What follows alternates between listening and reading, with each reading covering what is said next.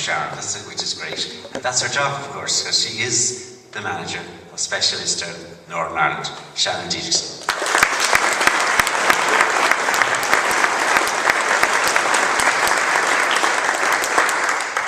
Well, I'm only going to keep you a few minutes because I'm sure you all have to get away. But I just want to first of all thank everyone in this room, with people who I've recruited for in the past, who I've worked with, new IT companies that I'm pleased to get to know, with a number of representatives from government departments here today, and with a lot of stakeholders, other people involved in looking after and helping people on the autistic spectrum. So this is a great sign of interest and commitment to really what was birthed 10 years ago in Denmark, and which I was privileged to hear about in a Queen's University lecture. I'm an IT recruiter, a seasoned recruiter. I've been recruiting for IT roles for over 13 years. I love my job, which is a great thing to say. And when I started in recruitment, there was a perception that I looked at a job spec and I looked at a CV, and if a word matched, I sent them out.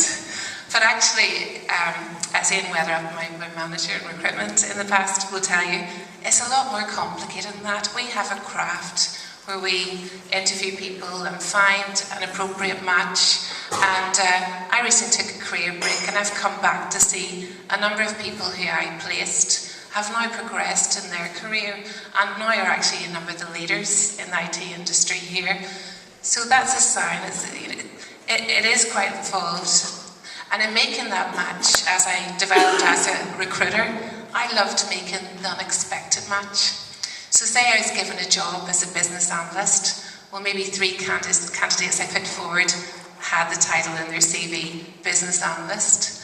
But there perhaps would be someone who would have had a sales background, or worked in customer service, or loved to communicate technical requirements in everyday language. And they may have the skills to do a business analyst role. So when that was the person who got the role, I felt that I had added value to the company and also to the person, because that match may not have happened without our involvement.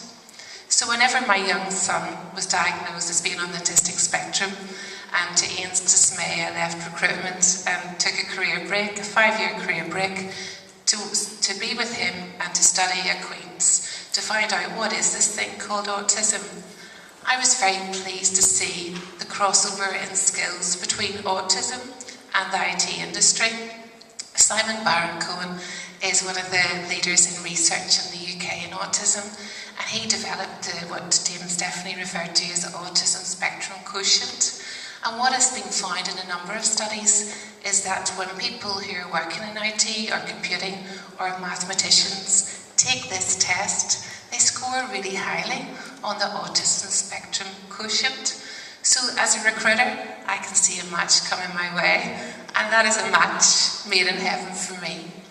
And the more that I was able to see the skills, whenever I was told the statistic that 85% of people on the spectrum in the UK are thought to be unemployed, it seemed incredible to me. I couldn't quite believe it. I still can't quite believe it. And certainly it's been said, Ivona Fast, who wrote Employment for Individuals with Asperger's Syndrome, she said, "It is appalling that so many intelligent, educated, honest, hard-working folks are unable to find or maintain meaningful employment. And to extend that figure to 85% of a given population shows something is wrong with the system." So whenever I was returning to work this time last year, April last year, I decided to approach a Specialisterne that I had heard of that was doing something about this, and from a business perspective was introducing people to roles who were succeeding, and each person showing that actually this is where we can belong. And not everyone in the autistic spectrum suits IT, but we're here to serve those who do. So how do we change a system? Well, it sounds a little bit corny, but we do it one person at a time. Gunilla Galland is a person on the autistic spectrum who's worked for 10 years with people on the spectrum. And she describes recruitment, or she describes helping people on the spectrum as a craft. That there's craftsmanship in it, And the reason for that is if you say perhaps you do sculptures, each one is different, each one involves skill. And really it is the result of craftsmanship. And each person I've worked with in the past year has been an individual with lots of skills and abilities and individual requirements. Sometimes it's just the tiny little things that make the difference. But we have that craftsmanship, and we're developing that craftsmanship to ask the right questions and to find out what the shape of that support is to help that person deliver in the workplace. Because if it doesn't work for the workplace, then it won't work for any of us. And that is what we want to share with you today. That is what we want to share with employers. We want to share that craftsmanship. Torkel said in a video that it takes a community to move from hope to action. And I think today is a visual statement of hope. That there's many people here who would like to see people on the spectrum in IT sector roles in Northern Ireland, and for that to spread to other sectors who are represented here. This past year, we've been partnering with SAP and Microsoft in Dublin, and I'm really pleased to hear that that craftsmanship that we're talking about has spread to the client. And just this week in interview, SAP were interviewing a new candidate with Specialisterne, and the manager at SAP asked one of the Specialisterne team to step out of the room because there were too many people interviewing for that particular candidate. But sometimes if there's a lot of people there, it can actually make it difficult. So now we're starting to see our client lead because they are accumulating what we call a critical mass of knowledge that we've been able to pass on through co-working so that we're no longer needed. And that's what we want to see here, that we can partner with you and share that critical mass of knowledge that we're gaining through repeated experience with different people, very, very different needs. And we're glad to see the benefit that's had in SAP. They testify and are happy to share with you as employers and people working with us that not only have the candidates placed worked extremely well, meeting all key performance indicators, but there's been a change internally. There's a more collaborative environment, much like you get from introducing people from a different culture, a different background. A diverse environment is more creative, and a diverse environment that works is a great thing, and it's a great feeling.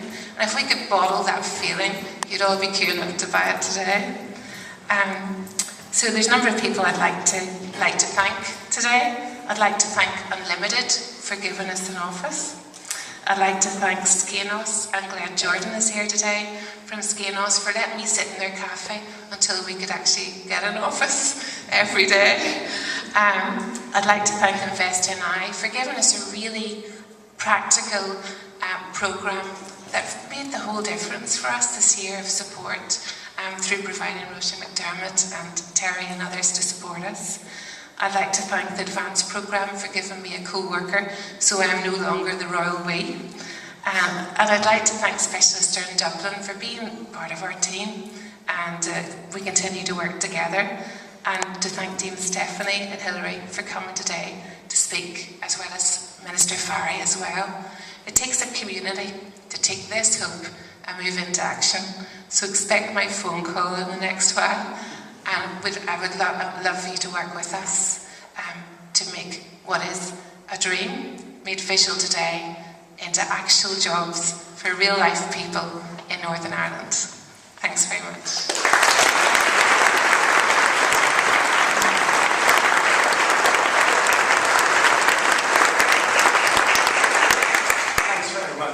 Indeed, Sharon, you can see that she knows her business and she's enthusiastic, and that's it.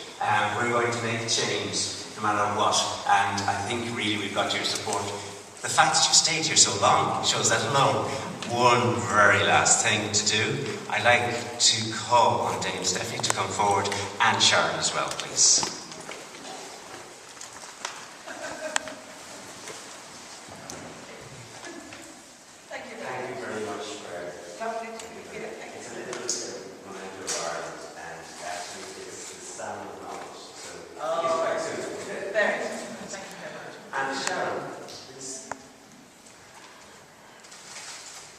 This is a celebration, Sharon. Well done. And let's look forward in 10 years' time when we do have the 500 people is our vision.